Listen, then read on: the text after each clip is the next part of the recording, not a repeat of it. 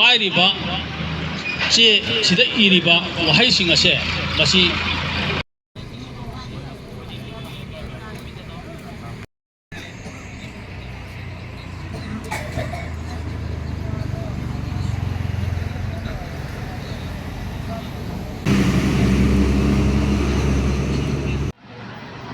नुपी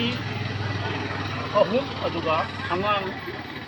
अहुम पुन्ना मरी पुन्ना तरुक फाखरगा मतम खरा मांग्रब मतुंगदा मखोइना हातोगा बाराक तुरेंदा थम्दिबा अदुगी मतुंगदा मदुगी यानिंगदा फोंदोक ओइना हारिबम तमथिबा निहात अदुगु यानिंगदा फोंदोकवा अदुगा निहात अदु चथा फंगदिङदा डेड बॉडी से फंगदिङदा हारिबा मियोइसि फाजिंगिबा मांग्रिबा मियोइसिंगदो मदु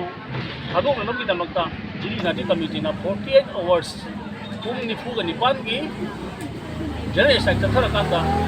थागिबा मियोइसिंग अदु एकता कायदना फैमिलीसिंग सिनौ हाइबा अदुगुंबगी डिमांड अमखक गवर्नमेंट तौरगा चथगिबा 48 आवर्स की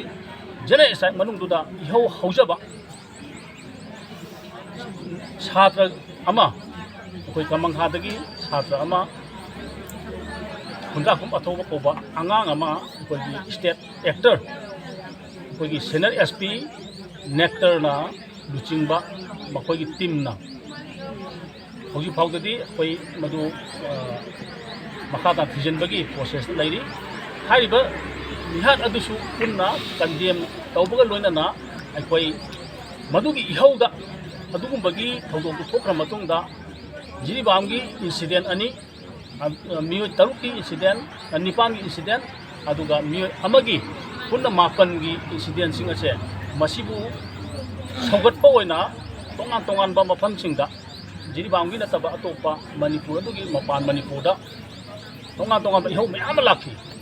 हारिबा इहौसिंग अदुदा तोंगान तोंगानबा पामदबा थौदोक मयाम थोक्तना अखोयगी एमएलए सिंग युमबै थाबा अदुगा तोंगान तोंगानबा इहौ मयाम चंगसेलकु मतमदा फाजन पुंजनदुना ngasi फाउदा थम्मिबा सिंग असे मरम याम चादबा अदुगुंबा गवर्नमेंट चथरिबा मरम चादबा सिंग अदो मदु खुदक हंदोकदबुनी हौजी फाउदा फाजन पुंजनबा सिंग अदो मदु कंडीशन अमतो याउदा थादोकदबनि हाबसे जिरी यूनाइटेड कम्युनिटी की मदु अखोय गवर्नमेंट तौबा डिमांड अदुगी मतुंदा अखोयना हाइजनिंगबदी जेएससी अनि सेमी जगुरादोर मिसाकराइना खंगनगदौरिबा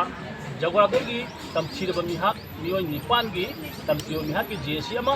अदुगा स्टेट एक्टरना हातखबा खुदाकुम अथौबगी जेएससी अमा सेमी हारिबा जेएससी अनिसिना यामना मुन्ना कुमना खनरा मतुंदा अखोयगी डीसी की खुथांगदा मणिपुर की चीफ मिनिस्टर दा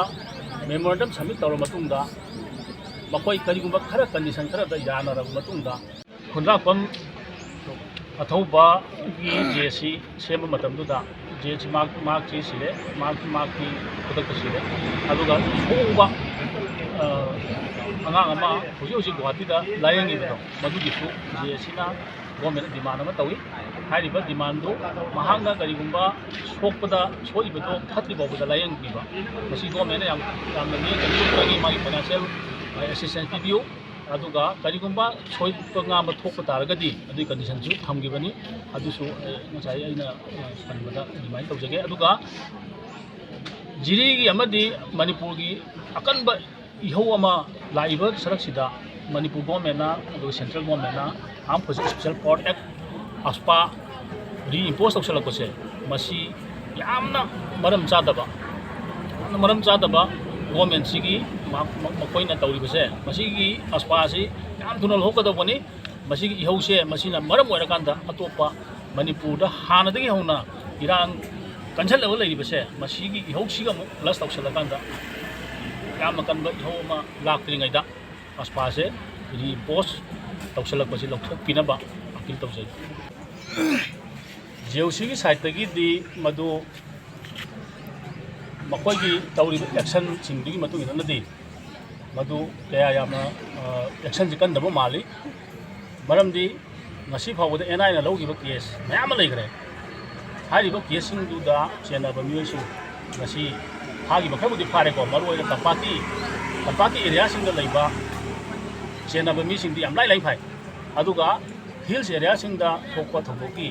NIA ꯅ ꯊꯤꯡꯖꯤꯟꯕꯁꯤꯡꯗꯗꯤ ꯑꯌꯥꯝꯕ ꯍꯧꯖꯤꯛ ꯐꯥꯕ ꯉꯝꯗꯦ ꯑꯗꯨꯅ ꯃꯔꯝ ꯑꯣꯏꯔꯒ ꯑꯩꯈꯣꯏꯒꯤ ꯖꯤꯔꯤ ꯃꯅꯨꯡ ꯆꯟꯖꯔꯒꯁꯨ ꯊꯣꯛꯏꯕ ꯏꯟꯁꯤꯗꯦꯟꯁꯤꯗꯤ ꯑꯩꯈꯣꯏꯒꯤ ꯇꯣꯉꯥꯟ ꯇꯣꯉꯥꯟꯕ ꯍꯤꯜ ꯗꯤꯁꯇ꯭ꯔꯤꯛꯁꯤꯡꯒ ꯂꯣꯟꯅꯔꯒ ꯂꯩꯕꯅꯤꯅ ꯈꯔꯒ ꯍꯦꯟꯅ ꯀꯟꯁꯤꯟꯗ꯭ꯔꯒꯗꯤ ꯐꯥꯕ ꯉꯝꯕꯒꯤ ꯈꯨꯗꯣꯡꯆꯥꯕꯁꯤ ꯈꯔ ꯋꯥꯒꯗ꯭ꯔꯥ ꯈꯜꯂꯤ ꯑꯗꯨꯅ ꯐꯥꯒꯦꯕꯨ ꯍꯥꯏꯔꯒꯗꯤ ꯃꯅꯤꯄꯨꯔ ꯒꯣꯔꯃꯦꯟ ꯑꯃꯗꯤ ꯁ꯭ꯇꯦꯠ ꯒꯣꯔꯃꯦꯟ ꯑꯃꯗꯤ ꯁꯦꯟꯇ꯭ꯔꯦꯜ ꯒꯣꯔꯃꯦꯟꯅ ꯀꯅꯥꯒꯨꯝꯕ ꯑꯃ XYZ ꯑꯃ ꯐꯥꯒꯦ ꯍꯥꯏꯇꯥꯔꯒꯗꯤ ꯑꯦꯅꯤ ꯄ꯭ꯔꯤꯊꯤꯕꯤ ꯀꯔꯝꯕ ꯖꯒꯥꯗ ꯂꯩꯕ ꯃꯤꯅꯣ ꯑꯗꯨꯝ ꯐꯥꯗꯣꯏꯅꯤ ꯑꯗꯨꯅ ꯃꯁꯤꯗ ꯈꯔ ꯄꯨꯛꯆꯦꯜ ꯁꯦꯡꯕ ꯑꯃ ꯆꯪꯉꯤ ꯇꯁꯦꯡꯅ ꯐꯥꯒꯦ ꯌꯥꯎꯅ ꯈꯜꯂꯒꯗꯤ ꯐꯥꯕ ꯏꯂꯥꯏ ꯂꯥꯏꯒꯅꯤ ꯑꯗꯨꯅ ꯑꯩꯈꯣꯏ ꯉꯁꯤ JOCꯅ ꯍꯥꯏꯖꯅꯤꯡꯉꯤꯁꯦ ꯑꯩꯈꯣꯏ ꯉꯔꯥꯡ ꯐꯥꯎꯒꯤ ꯔꯤꯄꯣꯔꯠꯇ ꯑꯩꯈꯣꯏꯅ ꯈꯪꯖꯕꯗ ꯆꯤꯐ ꯃꯤꯅꯤꯁꯇꯔꯒꯤ ꯔꯤꯄꯣꯔꯠꯇ ꯖꯤꯔꯤꯒꯤ ꯏꯟꯁꯤꯗꯦꯟꯁꯤꯡꯁꯤꯗ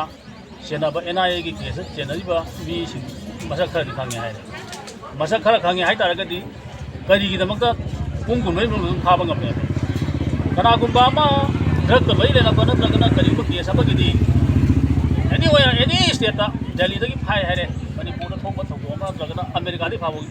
ꯌꯥꯎꯔꯤ ꯑꯗꯨꯅ ꯁꯤ ꯄꯤꯛꯇ꯭ꯔꯨ ꯄꯤꯛꯄ ꯃꯅꯤꯄꯨꯔꯒꯤ ꯃꯅꯨꯡꯁꯤꯗ ꯁꯤꯒꯨꯝꯕ ꯇꯦꯔꯣꯔꯤꯁ ꯑꯦꯛ ꯇꯧꯔꯕ ꯀꯅꯥꯒꯨꯝꯕ ꯃꯤꯑꯣꯏꯁꯤꯡ ꯑꯁꯦ ꯐꯥꯒꯦ ꯌꯥꯎꯅ ꯈꯜꯂꯒꯗꯤ ꯌꯥꯝ ꯂꯥꯏꯅ ꯐꯥꯕ ꯉꯝꯃꯦꯅ ꯈꯜꯂꯤ